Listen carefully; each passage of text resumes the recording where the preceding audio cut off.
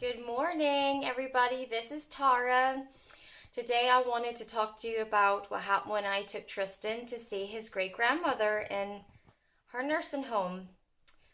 Well, to put it very bluntly, it went really bad. It was actually worse than I had anticipated. Um, it was okay going into the building. Um, she was, because we were running a little late, she was actually in the, um, like the lunchroom. So my granny, I mean, she's 94 today. Actually, it's her birthday today, but she doesn't really speak much. She just sort of sits in the chair. Um, but it's not like a wheelchair. It's like a big, giant, scary, like recliner with wheels. So they wheeled her. Once they wheeled her in, he kind of got freaked out into her room. He freaked out, and then he was okay. He went up to her and he looked at her. And once he had a look at her and he realized, this is an older person he doesn't usually see, he got really scared. And what didn't help was the nurse closed the door behind her and he actually freaked out. I've never seen him behave like that before. He ran to the door, kicking the door, banging the door, help, help, out, out. So really downhill from there. So I opened the door and he ran out of the room. So I had to grab him, tried to bring him in, screamed as loud as anything. People were staring.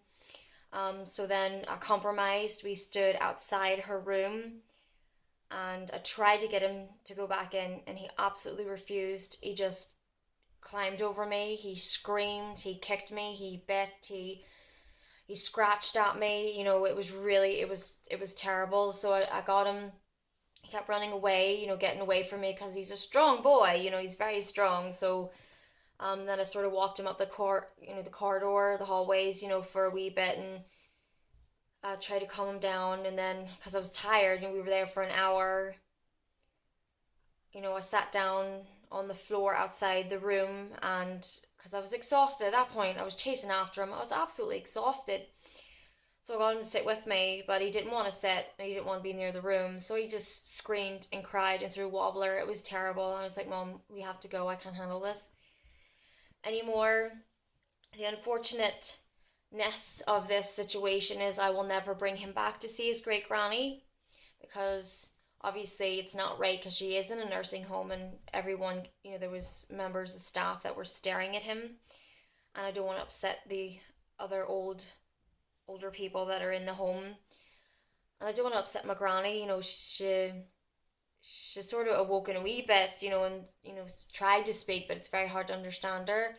So I just don't want the hope that he wasn't upsetting her, screaming like that. I mean, it was terrible. It's hard to remain calm and collective when your son's behaving like that, and it's hard when people are staring at you. And my fear was, if someone had come up to me and said, you need to calm your child down,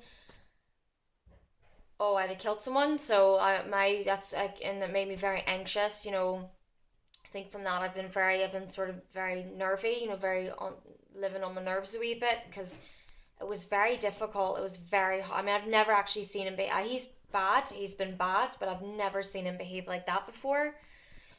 So I've been sort of like, stomach spinning a bit knots from that. It was just hard to handle that, and then I had to take him the next day to get his uniform sorted. And it's hard. Taking him out is so hard, and just sometimes it just makes me very tired. You have to be physically able for Tristan, and because I do suffer from Crohn's disease and celiac disease, they're like now, so I'm going through a flare up because stress brings it on, where my stomach sort of sits out like I look like I'm 10 months pregnant. And I get very nauseous. Yesterday I was very nauseous and I was puking and I have like no energy. And my stomach, and the worst pain in the world in my stomach. So stress brings that on.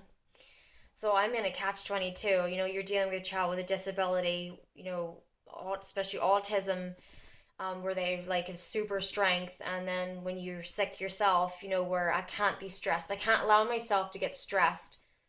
And that was very stressful. And then what happens then, it brings on a flare up of my Crohn's disease. And then I'm not able, like, right now I feel really sick, really nauseous. I really just don't feel up to myself. And then now today I have to take him back to the Warden's Children's Center.